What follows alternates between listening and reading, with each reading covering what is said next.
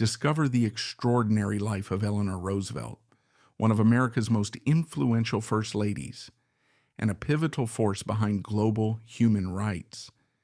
In this in-depth documentary, we'll trace her path from a difficult childhood to her emergence as a beloved public figure who championed civil rights, women's empowerment, and the Universal Declaration of Human Rights. Get ready for a story of resilience, courage, and unwavering dedication to social justice. Anna Eleanor Roosevelt was born on October 11, 1884, in New York City, into a lineage that seemed destined to leave its mark on American history. Her father, Elliot Roosevelt, was the younger brother of Theodore Roosevelt, the future President of the United States. Her mother, Anna Hall, was a celebrated beauty from a socially prominent family. Yet behind these glittering connections lay a realm of private difficulties that would come to shape Eleanor's early world. Her father's bouts of alcoholism and her mother's fragile health loomed over the family's existence, casting an undercurrent of instability. By the time Eleanor turned 10, she had lost both of her parents.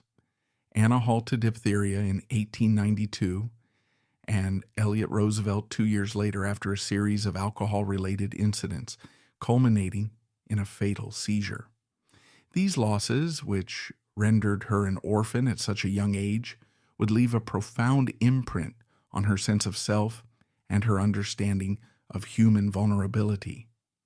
Raised afterward by relatives, Eleanor learned early on to observe more than to speak, drawing inward for comfort. She had two younger brothers, Elliot Jr. and Hall, both of whom would wrestle with their own challenges, mirroring in certain ways their father's struggles. Yet she cared for them deeply, manifesting a protective streak that foreshadowed the empathy she would later extend to the underprivileged and marginalized in society. She found herself under the guardianship of her maternal grandmother, Mary Livingston Ludlow, who, while supportive in some respects, was also steeped in the rigid expectations of New York high society. From clothing to etiquette, every element of Eleanor's youth was scrutinized, reinforcing in her a feeling of awkwardness. She had not inherited her mother's stunning beauty, and she tended to stoop or shrink back in social gatherings. She would later note that she had felt out of place for much of her early years, perceiving herself as graceless and different. When she was 15, she was sent to Allenswood Academy in London under the formidable educator Marie Souvestre. Allenswood was no ordinary finishing school. It was a progressive institution that emphasized critical thinking, self-discovery, and engagement with the wider world. The headmistress recognized in Eleanor both a keen mind and a kind heart, drawing her out of her shell and challenging her intellectually. It was there that Eleanor first sensed that her purpose in life might be larger than conventional society roles permitted. She discovered a capacity for leadership in student activities, and she grew attached to the notion that one could use one's voice to advocate for others. She would often recall later that her time at Allenswood was the first era in her life during which she felt truly valued for her abilities and her intellect rather than judged for her looks or her family tragedies. She returned to the United States in 1902, entering the social circles of her extended family once more. Although she had grown considerably in confidence, the shift from progressive London back to the constraints of New York elite gatherings was stark. The upcoming years involved the usual social events, tea parties, debutante balls, philanthropic gatherings. Eleanor, ever observant, recognized the wide gulf between the extravagance of these events and the broader realities of America, particularly the poverty she had begun to see on city streets. She felt torn between duty to her social station and her emerging moral compass that demanded something more. It was in this context that she re-encountered her distant cousin, Franklin Delano Roosevelt, a vibrant figure nearly her opposite in temperament, outgoing, charming, and confident in social arenas. He was also deeply ambitious. Though they had known each other in a casual sense as children, in this phase of young adulthood they struck up a romance that led to their engagement. In 1905, they married, a union blessed by President Theodore Roosevelt himself, who walked Eleanor down the aisle in place of her late father. The early years of their marriage were molded by the presence of Franklin's mother, Sarah Delano Roosevelt, who exerted a strong influence over many aspects of her son's and daughter-in-law's life. In fact, Sarah insisted on building a townhouse in Manhattan for the newlyweds that was joined to her own, ensuring her involvement in every decision from finances to how the household was run. Eleanor found this dynamic constraining, but she pressed on. She was determined to be a dutiful wife and mother, and in due course she gave birth to 6 children: Anna, James Franklin Jr., Elliot, another Franklin Jr., the first Franklin Jr. having died in infancy, and John. The death of that first Franklin Jr. in 1909 devastated her. At only 7 months old, he succumbed to influenza complicated by heart issues, and she held herself responsible in the way that many grieving mothers do, turning her sorrow inward. They buried him at the Roosevelt estate in Hyde Park, marking a lasting scar that would resurface whenever Eleanor encountered stories of infant mortality or maternal health issues. While Franklin pursued a career in law, then in politics, Eleanor juggled the complexities of motherhood, social obligations, and her own evolving sense of identity. She found herself increasingly drawn to volunteer work, teaching at settlement houses, working with the Red Cross, and investigating social conditions among the working poor. In those years, she began to form the building blocks of her future activism. She saw the ravages of industrial labor, the disadvantages that women faced in earning a living, and the precarious positions children were often placed in. This perspective was not typical for a woman of her social status, but perhaps her own childhood sorrows had made her more sensitive to the plight of others. She discovered a sense of purpose in lending a voice to those who had none. The stability of her marriage received a devastating blow in 1918, when she discovered that Franklin had been having an affair with Lucy Mercer, her own social secretary. She came upon love letters between them, a crushing reminder of betrayal from the man to whom she had dedicated her life. In her pain, she offered him a divorce, but he refused, partly because of the political ramifications, partly because of pressure from his mother, who threatened to cut him off financially, and partly because a divorce would almost certainly doom his dreams of higher office. Eleanor agreed to remain married, but something changed within her. She resolved never to be that dependent woman again. Their relationship, while outwardly civil and often effective as a political partnership, retreated from the romantic closeness she had once hoped for. She began to build an identity more fully separate from Franklin's ambitions, involving herself in Democratic Party women's groups and forging alliances with reformers who tackled labor issues, housing, and later civil rights. In 1921, Franklin was struck by polio while vacationing at Campobello Island in Canada. The disease left him paralyzed from the waist down, a reality that could have ended his political aspirations in an era when disability was equated with weakness. As he struggled to recover some measure of mobility, Eleanor rose to the occasion. She became his eyes, ears, and voice in many contexts, traveling in his stead, networking with influential figures, taking on more responsibilities than any political spouse of her time was expected to handle. She mastered the intricacies of local and national political structures, forging her own ties to progressive activists and emerging as a force in her own right. Franklin's disability was a crucible that tested them both. He chose to present an image of unbowed confidence to the public, disguising the severity of his paralysis, while Eleanor gained the political savvy that laid the groundwork for her future role in public life. By the time Franklin decided to run for governor of New York in 1928 and subsequently for president in 1932, Eleanor was no naive political spouse. She had by then been a key mover behind the scenes.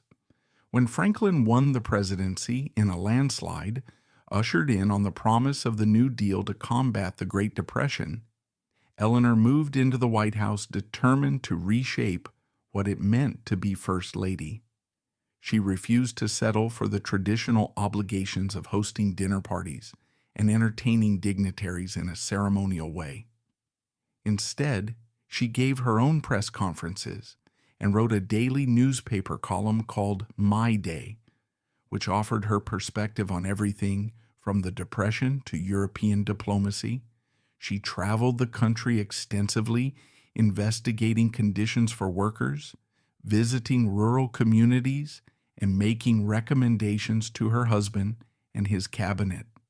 This dynamic level of engagement shocked many traditionalists who deemed her meddlesome, but it also thrilled millions of Americans, especially women, who saw her as a beacon of possibility. Through her column and her speeches, she established a direct rapport with the public, circumventing the usual political channels. Her passion extended into civil rights at a time when advocating for racial equality was politically perilous. She crossed lines that few prominent figures dared to approach, inviting black leaders to the White House, publicly supporting anti-lynching legislation, and working with activists like Mary McLeod Bethune. Her feud with the Daughters of the American Revolution became legendary when they refused to let African-American opera singer Marian Anderson perform at Constitution Hall. Eleanor resigned her membership and helped arrange for Anderson to sing at the Lincoln Memorial instead, in a widely publicized event that attracted a massive integrated crowd. She similarly championed women's rights, prodding her husband's administration to appoint women to high-level government posts and pushing for reforms in labor laws that would benefit both women and men. Critics called her a busybody or a radical. Supporters hailed her as the conscience of the administration. Throughout these tumultuous White House years, personal heartbreak still found her. Her beloved brother Hall succumbed to alcoholism in 1941, a mirror of their father's trajectory. She grieved deeply but pressed on, aware that she had a public role to fulfill and an entire nation watching her. She also navigated a close relationship with journalist Lorena Hickok, a woman who had initially been assigned to cover Eleanor for the Associated Press. Their bond became so profound that over 3,000 letters were exchanged between them, some containing language of deep affection that has fueled endless speculation about whether their relationship was romantic. Hickok lived in the White House for a time, a fact that led to rumors and insinuations. Yet Eleanor refused to confirm or deny the specifics, maintaining a certain reserve around her personal life that only intensified public curiosity. Those letters still fascinate historians today, providing an intimate glimpse into Eleanor's emotional world, her longing for closeness, her need for someone to confide in, given the emotional distance with Franklin, and her unique vulnerabilities that were rarely on display in her public persona. In parallel, she faced scrutiny from J. Edgar Hoover's FBI, particularly over her association with Joseph Lash, a political activist who had leftist leanings. Hoover's men bugged Lash's phone calls, hoping to unearth a thread of subversion that might implicate Eleanor in communist or radical sympathies. Their efforts uncovered no such evidence, but Hoover's rumored leaks added to the swirl of suspicion that she was some kind of dangerous agitator. Instead of backing down, Eleanor doubled down on her advocacy for human rights, labor rights, and international diplomacy, quietly refusing to be intimidated by the orchestrations of the intelligence community. World War II intensified her role. She made morale-boosting trips to visit troops, insisting on better conditions for African American soldiers, and pushing for broader integration. She also took an active interest in how the war production efforts affected women in the workforce, once again highlighting the changing roles of women in American society. The war drew to a close in 1945, and mere weeks later, Franklin Delano Roosevelt died from a cerebral hemorrhage in Warm Springs, Georgia. Lucy Mercer, by then Lucy Rutherford, was in the room at the time, an unexpected presence that Eleanor learned about in the painful hours following his death. Though the marriage had long been more of a partnership than a romantic union, the revelation that Lucy had been with him at the end renewed Eleanor's old sense of betrayal. Nevertheless, she carried out her public responsibilities with dignity, overseeing Franklin's burial in Hyde Park and comforting a grief-stricken nation that still relied on the memory of his leadership. Many assumed she would retire from public life, but that was never in her nature. Later that same year, President Harry Truman appointed her as a delegate to the United Nations, a brand new international body aimed at preventing future global catastrophes. This appointment launched a second, and in many ways equally significant, act of her career. She became the driving force behind the Universal Declaration of Human Rights, chairing the commission that drafted its text. Negotiations were challenging. The world was split into rival blocs, with each side pressing its own agenda. Eleanor steered these discussions with patience and moral resolve, insisting that the final document must affirm the inherent dignity of all people, regardless of nationality, race, or creed. When the Declaration was adopted in 1948 by the General Assembly, it marked one of the most significant statements of human aspirations ever committed to paper. A year earlier, in a reflection of how she had begun to eclipse traditional First Lady roles, she publicly declared that where, before, she might have used her influence quietly, she now felt free to speak her mind. She had effectively become an international figure, a stateswoman whose reputation for empathy and intellect preceded her. She served as a UN delegate until 1952, after which she continued to be active in public affairs, traveling internationally, championing the cause of refugees, promoting education for children worldwide, and speaking out against injustices. She authored books that detailed not only her experiences in the White House, but her philosophies of life, morality, and citizenship. Her popular My Day column continued for decades, and though she occasionally faced backlash for her stances, she refused to mute her convictions.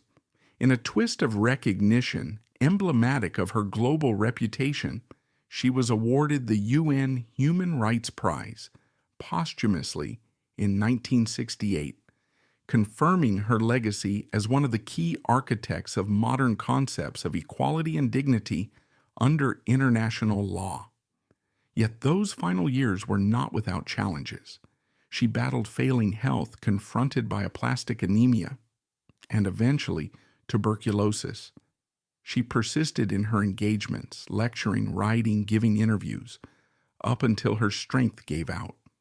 She once reflected that life must be lived and curiosity kept alive, a motto that seemed to resonate in her every decision. On November 7, 1962, at age 78, her heart gave out. She passed away in her Manhattan home, leaving a void in the world of public service. 4 days later, on November 10th, she was buried beside Franklin at Hyde Park, a final return to the estate where so many of her life's joys, heartbreaks, and turning points had unfolded.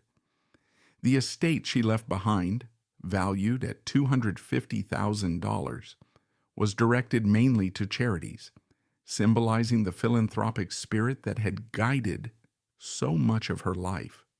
Newspapers and leaders across the globe eulogized her as America's conscience, echoing the phrase that had often been used during her lifetime. The sobriquet acknowledged how she had pushed the nation to live up to its ideals, whether concerning racial justice, gender equality, or international human rights. Presidents, politicians, activists, and ordinary citizens expressed gratitude for her courage and moral clarity. For all her achievements, her private life remained a topic of fascination and speculation. The question of the Lorena Hickok letters hung in the air, fueling debates about the nature of their relationship. The retelling of Lucy Mercer's presence at Franklin's death still provoked pity and admiration in equal measure. Her open condemnation of segregation and her calls for empathy toward minorities had made her a polarizing figure in some quarters. Nevertheless, the totality of her impact overshadowed these controversies. She had, in effect, taken the sorrow of her parents' early deaths, the heartbreak of a shattered marriage, the challenges of raising children under the glare of public scrutiny, and shaped them into a resolute drive to do good on a broad stage.